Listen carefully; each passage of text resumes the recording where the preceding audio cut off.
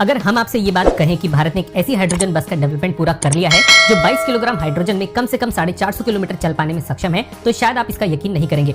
पर ये सच है कि न केवल इस बस का डेवलपमेंट पूरा हो चुका है, बल्कि देश की पहली स्वदेशी हाइड्रोजन बस का ट्रायल रन भी अब शुरू किया जा चुका है। पहली स्वदेशी बस इसलिए क्योंकि इस हाइड्रोजन बस को भारत में ही बने फ्यूल सेल्स ताकत देने वाले हैं। आप ऑलरेडी अशोक लेलैंड और टाटा की हाइड्रोजन बसेस के बारे में सुन चुके होंगे, लेकिन ये दोनों भारतीय बस मैन्युफैक्चरर्स फिलहाल इंपोर्टेड फ्यूल सेल्स का इस्तेमाल अपने बसेस को चलाने में करते हैं। पर भारत की 3 कंपनीज ने मिलकर एक ऐसी हाइड्रोजन बस तैयार कर दी है जिसमें फ्यूल सेल्स और यहाँ तक कि पावर ट्रेन पूरी तरीके से भारत में ही प्रोड्यूस किए गए हैं।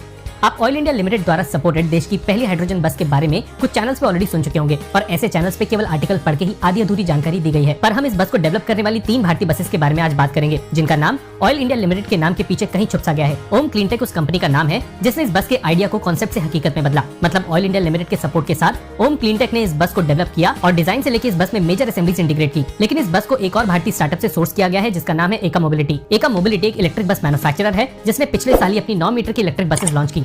कमाल की बात यह है कि एका अपनी बसेस में लगने वाली मोटर्स भी अब खुद ही भारत में प्रोड्यूस करने वाली है और इस टेक्नोलॉजी के लिए हाल ही में एका ने ईवीआर मोटर्स के साथ एक जेवी पार्टनरशिप स्थापित की है।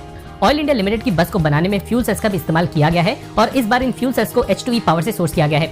आपको बता दें कि पुणे बेस्ड H2E पावर को PEM फ्यूल सेल्स भारत में ही मैन्युफैक्चर करने के लिए जाना जाता है और इस नई हाइड्रोजन बस में H2E की 60 किलोवाट की PEM फ्यूल सेल्स का इस्तेमाल किया गया है। 32 लोगों की सीटिंग कैपेसिटी के साथ आने वाली ये बस करीबन 22 किलोग्राम हाइड्रोजन के साथ कम से कम 450 किलोमीटर तय कर पाने में सक्षम है।